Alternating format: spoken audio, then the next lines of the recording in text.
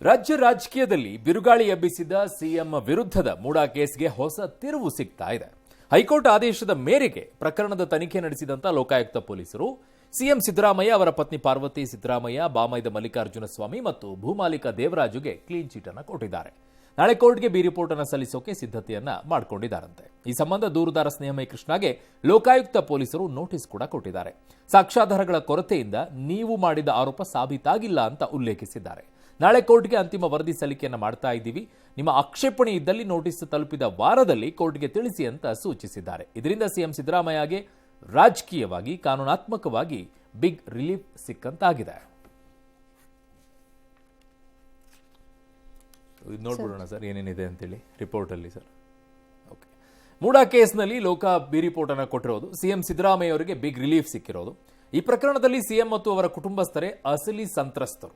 CM ವಿರುದ್ಧ ಮತ್ತು ಕುಟುಂಬದ ವಿರುದ್ಧ ಯಾವುದೇ ಸಾಕ್ಷ್ಯ ಇಲ್ಲ ಅಂತ ಹೇಳ್ತಾ ಇದ್ದಾರೆ. ಭೂಮಿ ಖರೀದಿ, ದಾನದ ವೇಳೆ ಯಾವುದೇ ಅಕ್ರಮ ಮತ್ತು ಪ್ರಭಾವವನ್ನ ಬೀರಿಲ್ಲ ಅಂತ ಇಲ್ಲಿ ಉಲ್ಲೇಖವನ್ನ ಮಾಡ್ತಾರೆ. ಸಿಎಂ ಅಧಿಕಾರ ದುರ್ಬಳಕೆ, ಪ್ರಭಾವ ಬೀರಿದ ಬಗ್ಗೆ ಯಾವುದೇ ಸಾಕ್ಷ್ಯ ಸಿಕ್ಕಿಲ್ಲ. ಆದರೆ 14 ಸೈಟ್ ಮರು ಹಂಚಿಕೆಯನ್ನ ಕಾನೂನು ಬಾಹಿರವಾಗಿ ಮಾಡಲಾಗಿದೆ. ಸಿಎಂ ಪತ್ನಿ ಗಮನಕ್ಕೆ ಬಾರದಂತೆ ಮೂಡಾದಲ್ಲಿ ಕೆಲ ಪತ್ರ ವ್ಯವಹಾರ ನಡೆದಿದೆ. ಅವ್ರ ಗಮನಕ್ಕೆ ಬರಲಾರದೆ ಆಗ್ಬಿಟ್ಟಿದೆಯಂತೆ. ಮೂಡಾದ ಆಯುಕ್ತರು ಮತ್ತು ಅಧಿಕಾರಿಗಳ ನಡಾವಳಿ ದುರ್ಬಳಕೆ ಮಾಡಿಕೊಂಡಿದ್ದಾರೆ. ಮಾಜಿ ಆಯುಕ್ತ ನಟೇಶ್ ಸಾಕಷ್ಟು ಅಕ್ರಮ ನಡೆಸಿದಂತಿದೆ, ತನಿಖೆ ಆಗಬೇಕಾಗಿದೆ. 2016ರಿಂದ 2024ರವರೆಗೆ ನಡೆದ ಸೈಟ್ ಮರು ಹಂಚಿಕೆ ತನಿಖೆ ಪ್ರಗತಿಯಲ್ಲಿದೆ ಅಂತ ಹೇಳಿದ್ದಾರೆ. ಸರ್, ಇದೊಂದು ರೀತಿಯಾಗಿ ಮರ್ಡರ್ ಆಗಿದೆ, ಬಟ್ ಇವರೇ ಮಾಡಿದ್ದಾರೆ ಅನ್ನೋದಕ್ಕೆ ಸಾಕ್ಷಿಗಳಿಲ್ಲ. ಇದರಲ್ಲಿ ಪಾತ್ರ ಇನ್ಯಾರ್ದೋ ಇದೆ ಅನ್ನೋ ರೀತಿಯಲ್ಲಿ ಸ್ಪಷ್ಟವಾಗಿದೆಯಲ್ಲ ಸರ್? ಇರ್ಬೋದು, ಬಟ್ ಇದು ಇವರು ಎಲ್ಲ ಮರ್ಡ್ರಲ್ಲೂ ಅದೇ ಇರುತ್ತೆ. ಇನ್ನೊಂದೇನಾ ಮರ್ಡರ್ ಹಂಗಾರೆ ದೇಶದಲ್ಲಿ? ಅಲ್ಲ, ಕರೆಕ್ಟ್ ಸರ್, ಹಂಗ ಎಲ್ಲಾಗಿದೆ ಈಗ ಮರ್ಡರ್? ಅಲ್ಲ, ಈಗ ಫಾರ್ ಎಕ್ಸಾಂಪಲ್ ಆಗಿರ್ಬೋದು, ಅವರಲ್ಲ ಎಲ್ಲ ಮರ್ಡ್ರು ಅದೇನೆ. ಇನ್ನೊಬ್ಬರದೇನು ವಿಶೇಷ ಮರ್ಡರ್ ಹಂಗಾರೆ? ಬಟ್ ಇದರಲ್ಲಿ ಅಕ್ರಮ ಆಗಿದೆ ಅನ್ನೋದನ್ನು ಹೇಳ್ತಾರಲ್ಲ ಸರ್. ಆಗಿದ್ದು ತನಿಖೆ ಮಾಡ್ತಾರೆ, ಮರ್ಡರ್ ಆಗಿದೆ, ಯಾರು ಆರೋಪಿ ನೋಡ್ತೀವಿ ಅಂತಾರೆ. ಏನಾಗಿದೆ ಈಗ ಅದರಲ್ಲಿ?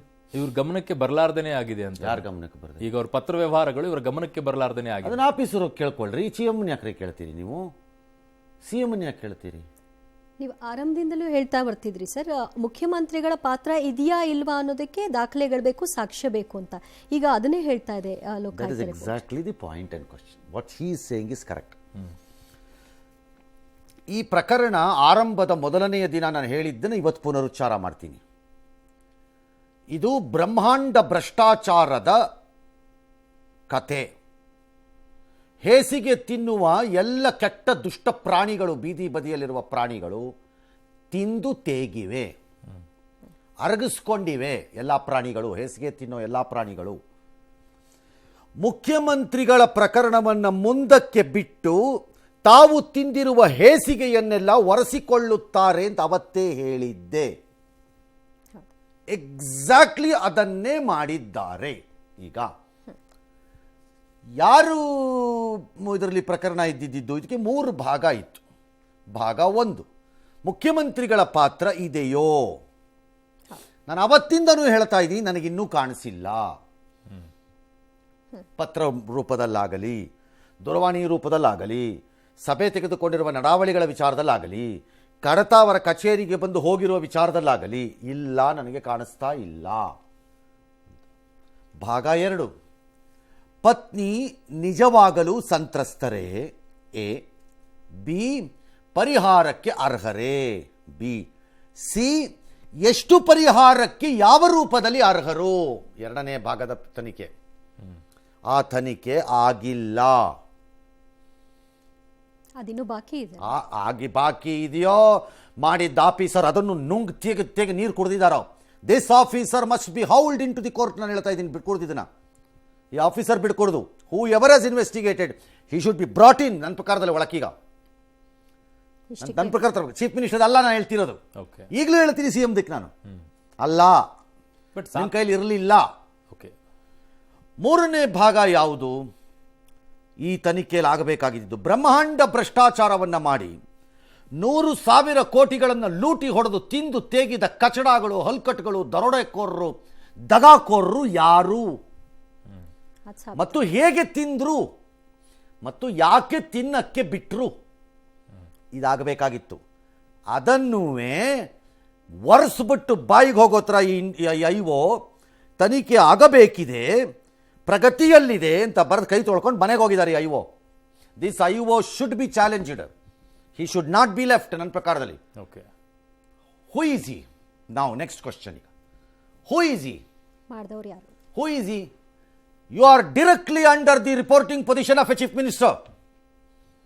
S, why? ನನಗೆ ಅರ್ಥನೇ ಆಗ್ತಿಲ್ಲ ಇದನ್ನ. ಹೆಂಗೆ ಒಪ್ಕೋತೀರಿ ನೀವು ಇದನ್ನ?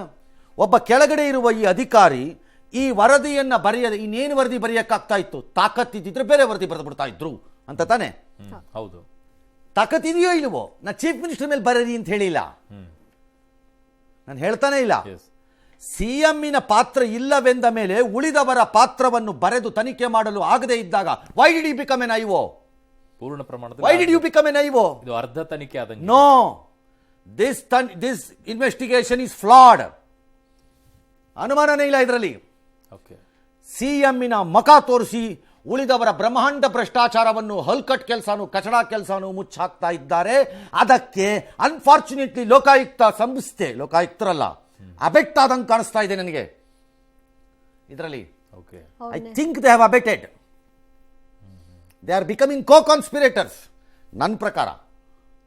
ಲೋಕಾಯುಕ್ತ ಅಲ್ಲ ನಾನು ಹೇಳ್ತಿರೋದು. ಅವ್ರ ನೆರಳಲ್ಲಿ ಇನ್ಯಾರೋ ರಕ್ಷಣೆ ಪಡ್ಕೊಳ್ತೀವಿ. Exactly. But sake of the argument sir, ಒಂದು ಆರ್ಗ್ಯುಮೆಂಟಿಗೆ ಬರೋದಾದ್ರೆ, ನಾನು ಕರೆ ಮಾಡಿಲ್ಲ, ಪತ್ರ ವ್ಯವಹಾರ ಮಾಡಿಲ್ಲ, ಸಭೆ ಮಾಡಿಲ್ಲ, ಫೈನ್. ಒಬ್ಬ ಆಫೀಸರ್ ಅಲ್ಲಿ ಹೈ ಲೆವೆಲ್ ಅಲ್ಲಿ ಇದ್ದಂಥ ಸಂದರ್ಭದಲ್ಲಿ ಒಂದು ಅಧಿಕಾರ ಸ್ಥಾನದಲ್ಲಿರುವಂಥ ಮುಖ್ಯಮಂತ್ರಿನೋ ಅಥವಾ ವಿರೋಧ ಪಕ್ಷದ ನಾಯಕರಿದ್ದಾಗಲೋ ಇಂಥದ್ದೊಂದು ಇದೆಯಪ್ಪ ಮಾಡಪ್ಪ ಅಂತೇಳಿ ಮೌಖಿಕವಾಗಿ ಹೇಳಿರೋದು ಕೂಡ ಆಗ್ಬೋದಲ್ಲ. ಎಲ್ಲರೂ ಒಂದು ಕಡೆ ಲಿಂಕ್ ಅಪ್ ಮಾಡಬೇಕಲ್ಲ. ನೀವು ಹೇಳಿಬಿಟ್ರೆ ನಿಮ್ಮ ಮೇಲೆ ಈಗ ನಾನು ಹೇಳಲ್ಲ, ಆ ಥರ ಹೇಳಲ್ಲ. ಈಗ ನಿಮ್ಮ ಮೇಲೆ ನಾನೊಂದು 6-4 ಕೇಸನ್ನು ಹೇಳಲ್ಲ ಈಗ ಪಬ್ಲಿಕ್ಲಿ, ಯಾವ್ದಾರು ಒಂದು ಸುಮ್ಮನೆ ಯಾವುದೋ ಒಂದು 4 ಹೇಳಲ್ಲ, ಹಂಗಾರೆ ನೀವು ಒಪ್ಕೋತೀರಾ? ಸರ್, ಇಲ್ಲಿರುವಂಥ ನೀವು ಒಪ್ಕೋತೀರಾ?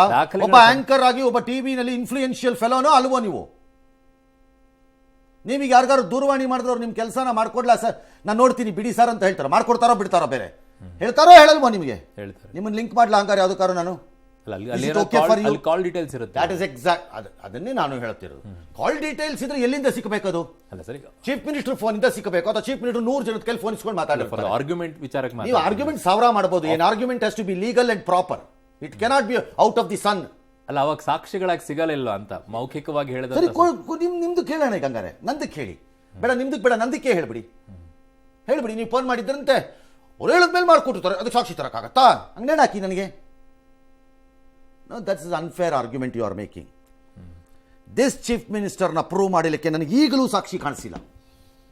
ಆದರೆ ಪತ್ನಿಯ ಕ್ರಮಗಳು ಮತ್ತು ನಂತರ ಅವರ ಬಾಮೈದ ಮತ್ತು ಉಳಿದ ಒರಿಜಿನಲ್ ಮಾಲೀಕ ಮಾಡಿರುವ ಕೃತ್ಯಗಳು, ಅದಕ್ಕೆ ಸಹಚರರಂತೆ ಕೆಲಸ ಮಾಡಿರುವ ಭ್ರಷ್ಟ ಕಚಡ ಕಂತ್ರಿ ಅಧಿಕಾರಿಗಳು ಪಾತ್ರವನ್ನು ಈ ಐಒ ಹಿಡಿಯಕ್ಕಾಗದೆ ಇದ್ದ ಮೇಲೆ ದಿಸ್ ಇನ್ವೆಸ್ಟಿಗೇಷನ್ ಇಸ್ ಫ್ಲಾಡ್ ಅಂತ ನಾನು ಹೇಳ್ತಾ ಇರೋದು. ಅವ್ರ ಮೇಲೆ not the chief minister again. Officers ಗಳ ಮೇಲೆ ಹಾಕಿ ಬಿಟ್ಬಿಟ್ಟಿದ್ದಾರೆ. ಹಾಕಿಲ್ಲ, ಅಲ್ಲ ಅಲ್ಲಿ ಹೇಳ್ಬಿಟ್ಟಿದ್ದಾರೆ. ಹಾಕಿದ್ದಿದ್ರೆ ಅಕ್ರಮ ನಡೆಸಿದ ಸಾಕಷ್ಟು ಹಾಕಿದ್ದಿದ್ರೆ ಈಗ ಬರ್ತೀನಿ. 14 ಸೈಟನ್ನು ಹಂಚಿಕೆಯನ್ನು ಕಾನೂನು ಬಾಹಿರವಾಗಿ ಮಾಡಲಾಗಿದೆ. ಏನು ಆಕ್ಷನ್ ತಗೋತಾ ಸಜೆಸ್ಟ್ ಮಾಡಿದ್ದೀರಿ the honourable officer? This officer, I don't no ನೀವು ಹೇಗೆ ಅಲೋ ಮಾಡಿದ್ರಿ ಈ ಥರ ಲೋಯರ್ ಲೆವೆಲ್ ಒಬ್ಬ ಆಫೀಸರನ್ನು ಚೀಫ್ ಮಿನಿಸ್ಟರ್ ವಿರುದ್ಧ ತನಿಖೆ ಮಾಡ್ಸೋಕ್ಕೆ ಅಂತ ನನಗೆ ಇನ್ನೂ ಅರ್ಥ ಆಗಿಲ್ಲ. ಫಸ್ಟ್ ಆಫ್ ಆಲ್ ಈ ಬೇಸಿಕ್ ಟೆನೆಂಟ್ಸ್ ಆಫ್ ಲಾ ಮತ್ತು ಜಸ್ಟಿಸ್ ಇಂದನೇ ಅದನ್ನು ಡಿಫೈ ಮಾಡಾಗೋಗಿದೆ ನೀವು. ಅದು ಹೆಂಗೆ ಅಲೋ ಮಾಡಿದ್ರಿ ಅಂತಲೇ ನನಗೆ ಅರ್ಥ ಆಗ್ತಿಲ್ಲ ಇನ್ನೂ. ಸ್ಟಿಲ್ ಏನು ಆಕ್ಷನ್ ತೊಗೊಂಡಿದ್ದೀರಿ ನಿಮ್ಮ ರಿಪೋರ್ಟಲ್ಲಿ? ಈಗ ಅದಕ್ಕೆ ಏನೂ ಇಲ್ಲ. Then why did you investigate? ಕಾಗಕ್ಕ ಗುಗ್ ಪಕ್ಕನ ಕತೆ ಬರೆಯಕ್ಕ ವರ್ಚುವಲಿ ರಿಟರ್ನ್ ಕಾಗಕ್ಕ ಗುಗ್ ಪಕ್ಕನ ಕತೆ ಇಲ್ಲಿ. ಸಿಎಂ ಪತ್ನಿ ಗಮನಕ್ಕೆ ಬಾರದಂತೆ ಮೂಡಾದಲ್ಲಿ ಕೆಲ ಪತ್ರ ವ್ಯವಹಾರ ನಡೆದಿದೆ. ಯಾರು ಜವಾಬ್ದಾರರು ಮತ್ತು ಯಾಕೆ ನಡೆಸಿದ್ರು? ನನ್ನ ಗಮನಕ್ಕೆ ಬರದೆ ಮೂಡಾದಲ್ಲಿ ಯಾಕೆ ಪತ್ರ ವ್ಯವಹಾರ ನಡೆಯಲ್ಲ? ನಾನು ಪತ್ರ ಕೊಟ್ಟರು ವ್ಯವಹಾರ ನಡೆಯಲ್ಲ, ಪೆಂಡಿಂಗ್ ಆಗಿರುತ್ತೆ. ಕಾಸು ಬಿಸಾಕೋವರೆಗೆ, ನಾಲಿಗೆ ನೆಕ್ಕಿ ತಿನ್ನುವಂಥ ತೀಡುವಂಥ ಕಚಡಗಳಿಗೆ, ಹಲ್ಕಟ್ಟುಗಳಿಗೆ ಕತ್ತರಿಸ್ಬಿಡ್ಬೇಕು.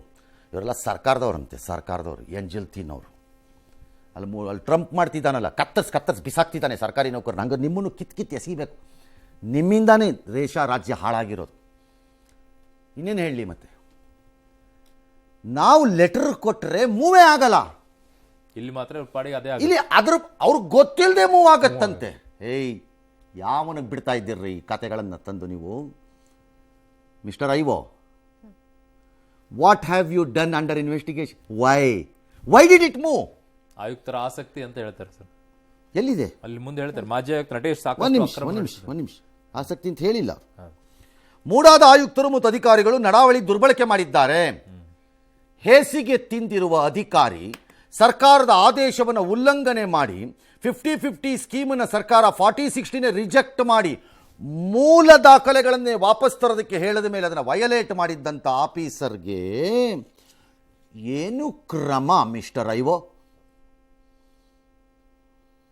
What have you investigated? You called him for interrogation. ಹೇಳಿಕೆ ತಗೊಂಡಿದ್ದೀರಿ. What have you investigated? ಸಾಕಷ್ಟು ಅಕ್ರಮ ನಡೆಸಿದಂತಿದೆ, ತನಿಖೆ ಆಗಬೇಕಿದೆ. ಯಾರಾಗಿಸ್ಬೇಕು ಈ ತನಿಖೆನ? ಅವರೇ ಮಾಡ್ಬೇಕಂತ ಯಾರು ಹೇಳ್ಬೇಕಾಗಿತ್ತು ಅವರೇ.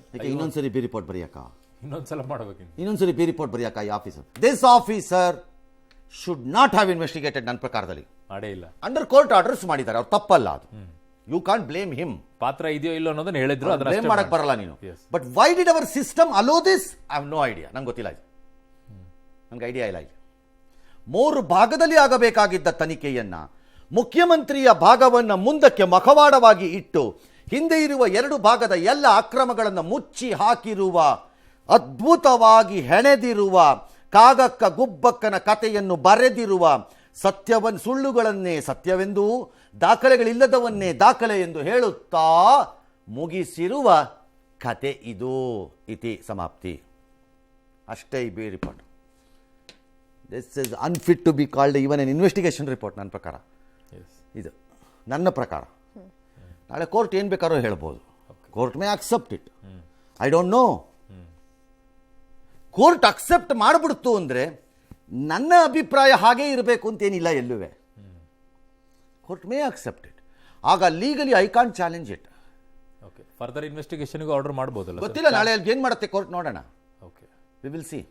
ಓಕೆ, 3ನೇದು, ಒಂದು ವೇಳೆ ಆಸ್ ಪಬ್ಲಿಕ್ ಸ್ಟ್ಯಾಂಡ್ ತಗೊಂಡಂಗೆ chief minister or his relatives including ಮಗ or his party men 14 seat ವಾಪಸ್ ಯಾಕೆ ಕೊಟ್ರಿ ಅನ್ನೋ ಪ್ರಶ್ನೆ ಬರಲ್ವಾ? ಈಗ ಬಂದೇ ಬರುತ್ತೆ. ತಪ್ಪಾಗಿಲ್ಲ ಅಂದ್ರೆ ಯಾಕೆ ಕೊಟ್ರಿ ಅಂತ ಬರಲ್ವಾ? ಕೇಳ್ತಿದ್ದಾರೆ. ಓಕೆ, ಈಗ ಹಂಗಾರೆ ವಾಪಸ್ ತಗೋತೀರಾ? ಅದಕ್ಕೆ ಹೇಳ್ತಿರೋದು ನಾನು. ಮುಖ್ಯಮಂತ್ರಿಗಳ ಪಾತ್ರದ ವಿಚಾರ ಭಾಗ 1. ಭಾಗ 2 ಮತ್ತು 3ರಲ್ಲಿ ಆಗಿರುವ ಅನಾಹುತವನ್ನ ನೀವು ತೋರಿಸದೇ ಇರೋದ್ರಿಂದ ಲೂಟಿಕೋರರಿಗೆ ಇವತ್ತು ಈ ಬಿ ರಿಪೋರ್ಟ್ ಮೂಲಕ ಲೈಸೆನ್ಸ್ ಇಶ್ಯೂ ಮಾಡಿದ್ದೀರಿ ಟು ಡೂ ಇಟ್ ಫರ್ದರ್. ಯಾವುದೋ ಒಂದು ರೂಪದಲ್ಲಿ ರಕ್ಷಣೆ. That's all. The B report has issued a license. ಅಕ್ರಮವನ್ನು ಸಕ್ರಮ ಮಾಡುವ ವರದಿ ಯಾವುದಾದ್ರು ಇದ್ರೆ ಅದು ಈ ಬಿ ರಿಪೋರ್ಟ್. ಈಗ ಇದು ಅಕ್ರಮ ಸಕ್ರಮ ವರದಿನೇ ಹೊರತು ಬಿ ರಿಪೋರ್ಟ್ ಅಲ್ಲ. ಇದು ಅಕ್ರಮ ಸಕ್ರಮ ವರದಿ. All right. ಪಾರ್ವತಿ ಅವರ ಬಗ್ಗೆ ಪಾತ್ರದ 3 ಎಕರೆ ಇದೆ ಡ್ಯಾಶ್ ದಾನವಾಗಿ ಪಡೆದಿದ್ರು. 1 ಲಕ್ಷ ವಿಜಯನಗರದಲ್ಲಿ ಸೈಟ್ ಕೊಡಿ ಅಂತ ಕೇಳಿದ್ದು ನಿಜ. ಕೇಳಿದ್ರು ಕರೆಕ್ಟು. ಯಾಕರಪ್ಪ ಕೊಟ್ಟರು? ಯಾಕೆಂದ್ರೆ ಆ ದಿನದಲ್ಲಿ ಅಲ್ಲಿತ್ತು ಸೈಟು ಅಂತ ವಾದ ಇರೋದು. ಹೌದು, ಆ ಲೇಔಟ್ ಅಲ್ಲೇ ಇತ್ತು. ಎಲ್ಲಿ ಜಾಗ ಕಳ್ಕೊಂಡಿದ್ರು ಅದೇ ಲೇಔಟ್ ಅಲ್ಲೇ ಇದ್ದಿದ್ದು. ಯಾಕೆ ಕೊಟ್ಟರು? ಏನು ಆಸಕ್ತಿ ಆಫೀಸರ್ಸ್ ಕೊಡಕ್ಕೆ? ಅವರ ಅರಿವಿಗೆ ಬಾರದೆ ಪತ್ರಗಳು ಮೂವ್ ಆಗತ್ತೆ, ಸೈಟ್ಗಳು ಅಲರ್ಟ್ ಆಗುತ್ತೆ. ಅವ್ರ ಪತ್ರ ಕೇಳಿ ಅವ್ರಿಗೆ ಕೊಡಬೇಕಾಗಿದ್ದು ಎಷ್ಟಡಿ ಜಮೀನು, 38,000 ಚದರಡಿ ಜಮೀನನ್ನು ಕೊಟ್ಟಿದ್ದು ಸರಿನೋ ತಪ್ಪು ಅನ್ನೋದನ್ನ ಪುಣ್ಯಾತ್ಮ ಐವೋ ಬರೆದಿರೋದು. ಸರ್ಕಾರ ತೀರ್ಮಾನ ಮಾಡಬೇಕಂತೆ. ಕಾನೂನು ಪ್ರಕಾರ ಏನು ಅಂತ ಬರೆಯಕ್ಕಿದ್ರು ಐವೋ ಸಾಹೇಬರು ಸರ್ಕಾರದ ಮೇಲೆ ಎತ್ತಾಕ್ಬಿಟ್ಟು ಮಜಾ ನೋಡಕ್ಕೋ ನಾಮ ಹಾಕೋಕ್ಕೋ ಜನಕ್ಕೆ ನೀವು ಇದ್ದಿದ್ದು. This IO should be ಸ್ಕ್ರೂಟಿನೈಸ್ಡ್.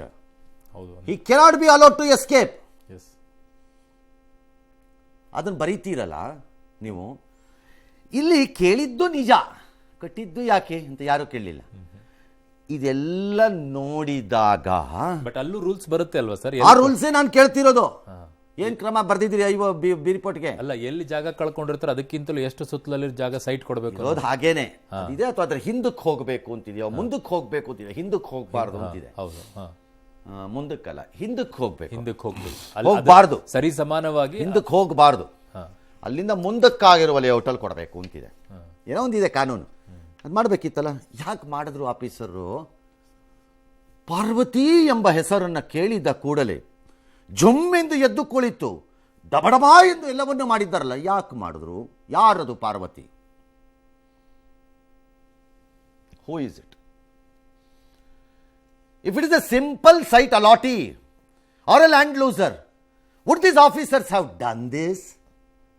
ನಿಮಗೆ ಮಾಡ್ತಿದ್ರಾ ಜನರೇ? ಸಾಧ್ಯನೇ ಇಲ್ಲ. ಮತ್ತೆ ಯಾಕೆ ಮಾಡಿದ್ರು ಈ ಕೇಸಲ್ಲಿ? ಹಾಗಾದ್ರೆ that is the question I was should have gone behind. ಅದು ತನಿಖೆ ಆಗಬೇಕು. ಎಕ್ಸಾಕ್ಟ್ಲಿ. ಇಲ್ಲಿ ಲಿಂಕೇಜ್ ತರಬೇಕಾಗಿದ್ದು. What is the interest of the officers and the system? ಅಧಿಕಾರಿಗಳು ಮತ್ತು ವ್ಯವಸ್ಥೆಯ ಆಸಕ್ತಿ ಏನು? ಯಾಕೆ ಬರಲಾ ಇಲ್ಲ? ಅವ್ರು ಕೇಳಿದ ತಪ್ಪು ನಾನು ಈಗಲೂ ಹೇಳಿಲ್ಲ, ಅದನ್ನು ಹಿಂದೆನೂ ಹೇಳಿದ್ದೀನಿ. ಅಲ್ಲ, ಅರ್ಜಿ ಯಾರು ಬೇಕಾದ್ರೆ this lady has power to ask. She will ask 1000 things. ಹೌದು, 1000 ಕೇಳ್ತಾರ್ರಿ ಅವರು. ಕೊಡಬೇಕಾಗಿತ್ತಾ ಇಲ್ವಾ ಅನ್ನೋ ತೀರ್ಮಾನ ಮಾಡಬೇಕಾಗಿದ್ದವನು ಯಾವನು? ಕಚಡ ಸಂಬಳ ತಗೊಂಡು ತಿಂದಿರೋ, ಹೇಸಿಗೆ ತಿಂದಿರೋ ಆಫೀಸರು. ಅವನನ್ನ ಯಾಕೆ ಬಿಟ್ಟೆ? ಅವನು ಯಾಕೆ ಮಾಡ್ದ ಅಂತ ಯಾಕಪ್ಪ ಬರೀಲಿಲ್ಲ ಇದ್ರೊಳಗಡೆ? ಎಲ್ರಿಗೂ ಹೀಗೆ ಮಾಡ್ತಾರೆ. ಮಧ್ಯವರ್ತಿಗಳಿಂದ ಜಮೀನು ಖರೀದಿ ಅಂತೆ ಮಲ್ಲಿಕಾರ್ಜುನ ಸ್ವಾಮಿ. ದೇವರಾಜ್ ಬಳಿ ಕಾನೂನು ಪ್ರಕಾರವಾಗಿ ಜಮೀನು ಖರೀದಿ ಅಂತೆ. ಪಾರ್ವತಿ ಮೇಡಮ್ಗೆ ದಾನ ಮಾಡಿದ್ದಾರೆ. ಯಾವುದೇ ಲೋಪ ಆಗಿಲ್ಲದೆ ಇರ್ಬೋದು. It's all right. But the point is this Mallikarjuna Swamy when he bought the ಜಮೀನು, ಅದು ಡಿನೋಟಿಫೈ ಆಗಿತ್ತಾ? ಮೂಡಾಗೆ ಅದ್ರದ್ದು ಮಾಹಿತಿ ಇತ್ತಾ? LNTಗಿರಲಿಲ್ಲ, ಕತ್ತೆ ಕಾಯ್ತಾ ಇದ್ದಿದ್ದು ಮೂಡಾಗಿತ್ತಾ ಇಲ್ವಾ ಹೇಳಿ? ಎಲ್ಲಿ ಐವೋ ಈ ರಿಪೋರ್ಟ್ಗಳು? ಅವೆಲ್ಲ ಬರಬೇಕಲ್ಲ. ಎಲ್ಲಿ ಇದ್ರೆ ದಾಖಲೆಗಳು? ಇವೆಲ್ಲ ಇದೆಯಲ್ಲ ಪಬ್ಲಿಕ್ ಡೊಮೈನಲ್ಲಿರೋ ಡಾಕ್ಯುಮೆಂಟ್ಸ್. ಸಾಕ್ಷ್ಯಾಧಾರಗಳ ಕೊರತೆ ಯಾರಲ್ಲಿ? CMದ್ರಲ್ಲಿ ಕರೆಕ್ಟ್ ಆಗಿದೆ. ನೆಕ್ಸ್ಟ್ ಅಲ್ಲಿ ತಿಂದುಬಿಟ್ಟು ಒರೆಸ್ಬಿಟ್ಟು ಸಿದ್ದರಾಮಯ್ಯನವ್ರ ಹೆಸರಿನಲ್ಲಿ ಲೂಟಿ ಹೊಡ್ಕೊಂಡು ತಿನ್ಕೊಂಡು ಹೋಗಕ್ಕೆ ಹಾಕಿರೋ ಸ್ಕೀಮನ್ನ ಕಾಗಕ್ಕ ಗುಬ್ಬಕ್ಕನ ಕಥೆಯ ರೂಪದಲ್ಲಿ ಟಿಂಗ್ ಟಿಂಗ್ ಟಿಂಗ್ ಟಿಂಗ್ ಅಂತ ಪಪೆಟ್ ಥರ ತಂದುಬಿಟ್ಟು ಇಲ್ಲಿ ನಮ್ಮ ಮುಂದೆ ಬರೆದಿಟ್ರೆ ಕೇಳಕ್ಕೆ ನಾವೇನು ಬಕರಾನ? This must be challenged. ಅದು ಏನಾರು ಆಗಲಿ ಕೋರ್ಟಲ್ಲಿ, ಕೋರ್ಟ್ ತೀರ್ಮಾನ ಫೈನಲ್.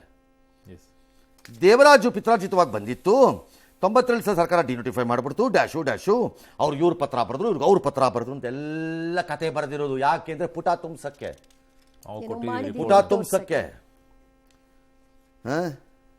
ಅದಾದ ಕುಮಾರ್ದು ಪ್ರಭಾವ ಇಲ್ಲ ಅಂತ ಇದನ್ನು ಅವತ್ತೇ ಹೇಳಿದ್ದೆ ನಾನು. ಆತ ಸೈನ್ ಹಾಕಿದ್ದಾನೆ ಅಂತ ನೀವೆಲ್ಲ ಹೇಳ್ತಿದ್ರಿ. ಹೇಳಿದ್ರೆ ನೀವು ಯಾರ್ರೀ ಸೈನ್ ಹಾಕಿದ್ದಾರೆ ಅಂತ ಹೇಳಕ್ಕೆ? ನಾನು ಅವತ್ತು ಬಡ್ಕೊಂಡೆ ಇದನ್ನ. The person who thinks Har signature, ಯಾರು ತನ್ನ ಸಹಿ ನಕಲಿಯಾಗಿದೆ ಎಂದು ಪರಿಭಾವಿಸುತ್ತಿದ್ದಾರೋ ಅವ್ರು ಹೇಳಬೇಕು ಅಂತ ಅವತ್ತೇ ಹೇಳಿದೆ. ಅವ್ರು ಹೇಳಲ್ಲ, ಅದಾಗಿಲ್ಲ, ಸರಿ ಇದೆ.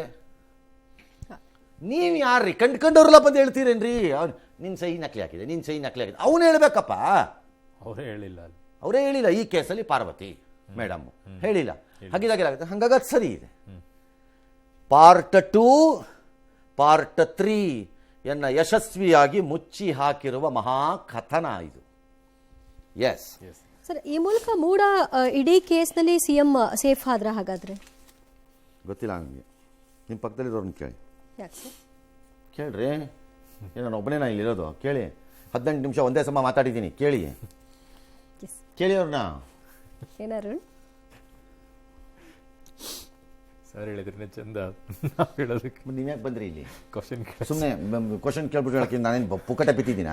ಪ್ರಶ್ನೆ ನಿಮಗೆ ಆಫೀಸು ನಡೆಸೋದಲ್ದೆ ಇದು ಬೇರೆ ಕೇಸು ನನಗೆ. ಹೇಳ್ರಿ ಅದೇನು? ಓಕೆ ಸರಿ, ಯಾರ ರಿಯಾಕ್ಷನ್ಸ್ ಬಂದಿದೆ ನೋಡ್ಬಿಡೋಣ ಸರ್. ನೋಡಿ ಫಸ್ಟ್. ಇನ್ನು ದೂರುದಾರರು ಮತ್ತು ವಿಪಕ್ಷ ನಾಯಕರು ಏನು ಹೇಳಿದ್ದಾರೆ ಈ ಪ್ರಕರಣ ತೀರ್ಪು ಅಂದ್ರೆ ಈ ಒಂದು ರಿಪೋರ್ಟ್ ಬಂದ ನಂತರದಲ್ಲಿ ನೋಡಿ. IPS ಅಧಿಕಾರಿಗಳಿಗೆ ಸಾಕ್ಷ್ಯಗಳನ್ನ ವಿಶ್ಲೇಷಣೆ ಮಾಡಿ ಆರೋಪದ ಬಗ್ಗೆ ಒಂದು ಸ್ಪಷ್ಟ ಮಾಹಿತಿಯನ್ನು ಕೊಡಕ್ಕೆ ಸಾಧ್ಯ ಇಲ್ಲ ಅಂತಂದ್ರೆ ನಾಚಿಕೆಗೇಡಿನ ಸಂಗತಿ. ನಾನೊಬ್ಬ SLC ಓದಿರೋದ ಸಾಮಾನ್ಯ ವ್ಯಕ್ತಿ. ಸರ್ಕಾರದ ಮುಖ್ಯಮಂತ್ರಿ ವಿರುದ್ಧ ಅವ್ರ ಕೈ ಕೆಳಗೆ ಕೆಲಸ ಮಾಡ್ತಕ್ಕಂಥ ಅಧಿಕಾರಿಗಳು ಅವ್ರ ವಿರುದ್ಧ ಕೊಡ್ತಾರ? ದಾಖಲೆಗಳು ಚೆಲ್ಲಾಡ್ತಾ ಇದ್ದಾವೆ. ಸಿದ್ದರಾಮಯ್ಯ ಅವರ ಶ್ರೀಮತಿಯವರು, ಅವ್ರ ಬಾಮೈದ, ಇವ್ರು ಯಾರ್ದು ತಪ್ಪಿಲ್ಲ. ಕನ್ವರ್ಷನ್ ಈಗ ನೀವು ಹೇಳೋದು ನ್ಯಾಯಾಲಯದ ಮುಂದೆ ಇದನ್ನು ಹೇಳಬೇಕಿತ್ತು ನೀವು. The honourable court has directed A Lokayukta investigation. Fair enough, fair. ಬೇಡ CBI ಅಂತಾರ, ಮತ್ತೊಂದು ಬೇಡ ಅಂತ ನಾವು ಮಾಡಿದ್ದೀರಿ. ಬಟ್ ಇದು ಅಲೋ ಮಾಡಿದ್ರೆ it is not going to help ಅನ್ನೋದು ನೀವು ಅಲ್ಲಿ ತಂದು ಹೇಳಬೇಕು. ಅಲ್ಲಿ ಕೋರ್ಟ್ ಒಪ್ಪಲಿಲ್ಲ ಅಂದರೆ ನೀವು ಇಲ್ಲಿ ಆಚೆ ಕೂತ್ಕೊಂಡು ಹೇಳಿದ್ರೆ ಪ್ರಯೋಜನ ಏನಾಗ? ಹೌದು.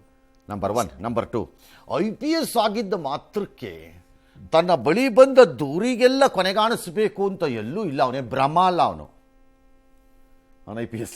ಹಂಗಾರೆ CBI ಇನ್ವೆಸ್ಟಿಗೇಟ್ ಮಾಡಿದ ಕೇಸ್ ಎಲ್ಲ ಕನ್ವಿಕ್ಷನ್ ಆಗಿದೆಯಾ? ಇನ್ನೂ ಹಂಗೆ ಆಗಿದೆಯಾ? ಡಿಟೆಕ್ಟ್ ಆಗಿದೆಯಾ? ಹೋಗ್ಲಿ, ಹಾಳಾಗೋಗ್ಲಿ. ಹಂಗೇನಿಲ್ಲ. IPS, PIPS, MIPS ಎಲ್ಲ ಇಲ್ಲ. ಇಲ್ಲಿ ಇರುವ ದಾಖಲೆಗಳನ್ನು ಪರ್ಸ್ಯೂ ಮಾಡಿರೋ ಮೆಥಡಾಲಜಿ ಏನಿದೆ ಬೈ ದಿ IO, ಮತ್ತು ಇನ್ವೆಸ್ಟಿಗೇಷನ್ನ ಪಾರ್ಟ್ಸಲ್ಲಿ ಮಾಡಬೇಕಾಗಿದ್ದಾಗ ಯಾವ ಪಾರ್ಟ್ ಕ್ಲೀನ್ ಚಿಟ್ಟು ಯಾವ ಪಾರ್ಟಿಗೆ ಸಿಗಬಾರ್ದಿತ್ತೋ ಅದೆರಡು ಮರ್ಜ್ ಮಾಡಿರೋದ್ರಿಂದ ಈ ಪ್ರಾಬ್ಲಮ್ ಕಾಣಿಸ್ತಾ ಇರೋದು. ಇನ್ನೇನಿಲ್ಲ ಈ ಕೇಸಲ್ಲಿ. ಎಸ್, ಏನು ಪೊಲಿಟಿಕಲಿ ಏನು ಬೇಗ ಬೇಗ ಬೇಗ ಟೈಮ್ ಇಲ್ಲ. ರಾಜಕೀಯವಾಗಿ ಮುಖ್ಯಮಂತ್ರಿಗಳಿಗೆ ಈಗ ಶಕ್ತಿ ಜಾಸ್ತಿ ಆಯ್ತಾ ಸರ್? ನನಗೇನು ಗೊತ್ತು, ರಾಹುಲ್ ಗಾಂಧಿ ಸಿಕ್ಕರು ಕೇಳ್ಬಿಟ್ಟು ಹೇಳ್ತೀನಿ. ನಾನೇನು ರಾಹುಲ್ ಗಾಂಧಿನಾ?